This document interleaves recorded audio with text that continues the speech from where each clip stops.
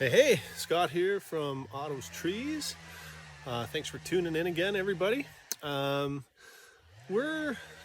got lots going on today. Last episode, we were kind of in a thicket that we had been working on and thought about for a couple of years, which was pretty wide open on a west-facing ridge.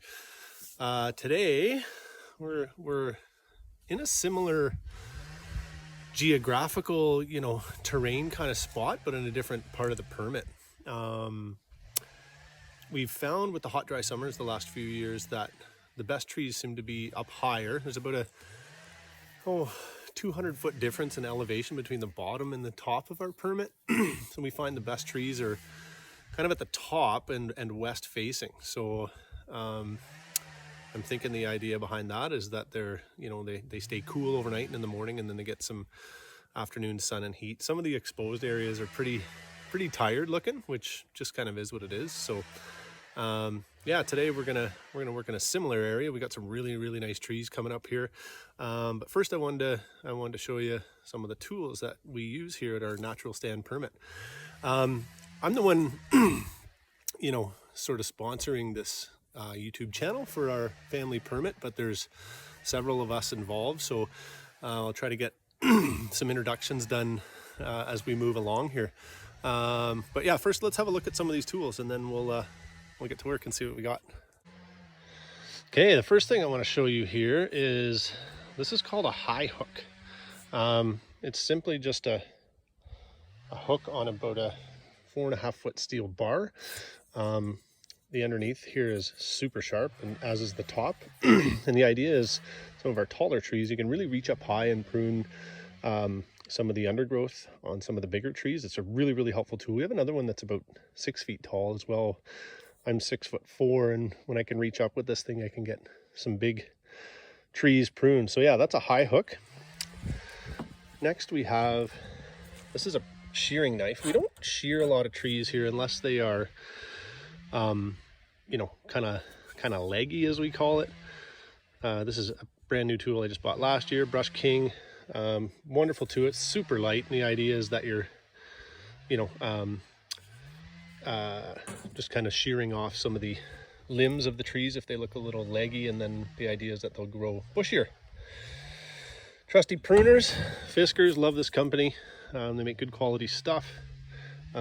These are for pruning some of the smaller trees, the bottoms of them, called basal pruning. Super handy tool. Lots of fun to use, and if you keep them sharp, they'll go through some pretty thick stuff. The last thing here is the trusty Sandvik. This is a really neat tool, super high quality. This is from Lee Valley Tools. It's a Scandinavian pruning tool. It doesn't look like much, but it's super sturdy, and it's really good for just, again, coming down and pruning the undersides of some of these trees. Really handy tool. My mother-in-law Ellen, this is her go-to tool. She'll just take the Sandvik, and you won't see her for a couple hours. She'll be off pruning trees. So yeah, there's a couple of our hand tools. Of course, you saw the chainsaw last time, but yeah, we're gonna get to work here. All right, and here we are.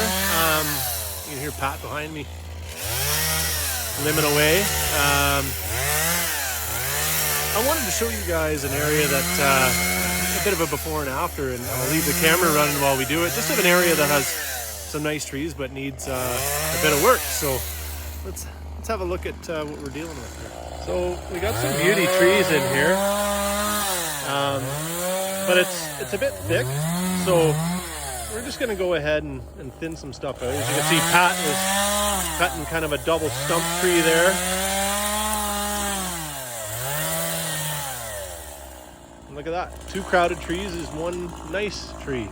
So as you can see, it's pretty thick in here. So we're going to take some time, thin it out, and then I'll come back and show you the after effects of what we've done.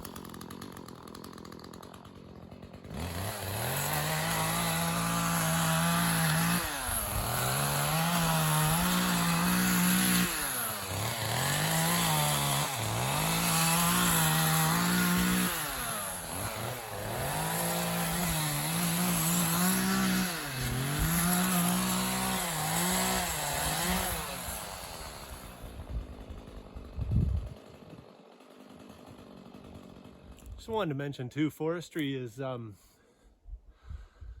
very specific in the way that they want slash trees on the ground. We have to cut all the sides, make sure they're laying flat so that they get moisture and can be easily broken down. We can't just cut trees down and leave them sort of fluffy off the ground, because as you can imagine, they turn into kind of like a tumbleweed and they become quite a fire hazard. So yeah, there's really specific rules for how we limb and slash trees and have them get recycled back into the ground. It's warming up here. Nice first day, probably 15 degrees Celsius here today. So let's get back at her. Okay, I think Pat and I are done for the day here. Another beautiful day in the mountains of southeast British Columbia. April spring day here, just lovely weather. Just the two of us today. There can be a gang of up to 5 of us on a given day, but everybody's busy. I'm going to try and hold this steady as I walk. It's pretty rocky, dry, relatively steep ground that we're on here. So I'm just going to show you some of the things we managed to take care of today. So as you can see, I mean, we got some really nice trees in here. As you can see, there's a lot of limbs and trees, you know, stumps on the ground. Now, yeah, I won't lie to you, we cut a lot of trees down today. Jeepers, I wouldn't even know how many, maybe 100 or so altogether. And yeah, we killed trees, we cut them and left them on the ground. But the reality of that is that you know, several things. Again, this provides really good ground cover, holds the moisture in here, which is awesome for these trees. It doesn't rain a whole lot here. It's pretty hot in the summer. So the limbs on the ground act as kind of a sponge, really, to keep moisture in the ground. This area is probably the best elk and mule deer hunting in the country, pardon me. So they'll come along and munch on this stuff as they're pretty hungry this time of the year. Also, this will break down, you know, by next year. This will all be, you know, sort of absorbed into the ground, and things will start to rot, and that'll be great fertilizer for these trees here. Now, I'm going to show you a couple things as we walk along here. Again, there's tons of sign of elk here, droppings on the ground. Basically, you can't walk 2 steps without seeing it. You know, here's an example of a really nice tree, great genetics, but because it was so tightly packed in here, you know, it does need a year or two to fill out and kind of get some of those limbs to fill in where it was touching another tree. That's always a problem. If there are limbs touching from 2 different trees, they kind of stop growing in those zones. So yeah, now that it's opened up in here, not only can some of these awesome trees get some more sunlight, but yeah, they're not competing for as many resources, right? So, you know, we're essentially doing the job that fire used to do. If you think of a forest fire, you know, ripping through this area here, everything but the strongest trees would be gone, which would happen, well, depending on who you talk to, every 40-50 years. So yeah, we're essentially trying to do that in a fake kind of way, I suppose. So again, these trees are really, really nice. They just need, they need a little bit of, there's another example of this one here that has, the one side is a little stunted, but it'll fill out once, like there's nothing really close by it. And within, we like to leave about 8 feet between our trees. So that'll fill out beautifully here in the next year or maybe 2. But yeah, as you can see, just some awesome trees in here. There's another one there that, again, it'll poof out this year now that it doesn't have a lot of competition. So again, yeah, we cut a lot of trees down, but here's what we do. Again, leaving these limbs at the bottom, just below our cut. We're actually not losing any trees. These will all become future Christmas trees. There's another one here. Trying not to trip here over this stuff.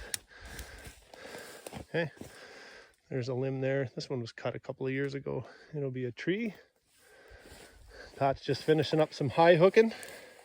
So we didn't really actually lose a lot of trees. We left a lot of stump trees here, which they have established root systems, so they'll be really strong trees once they get going. But we also have lots of just little guys that'll, you know, start to really come into their own now that there aren't so many trees squished into this area. Yeah, so if you like what you're seeing here, just like and subscribe to our channel if you wish, and yeah, we'll keep bringing you this stuff because we love doing it. That's it for now.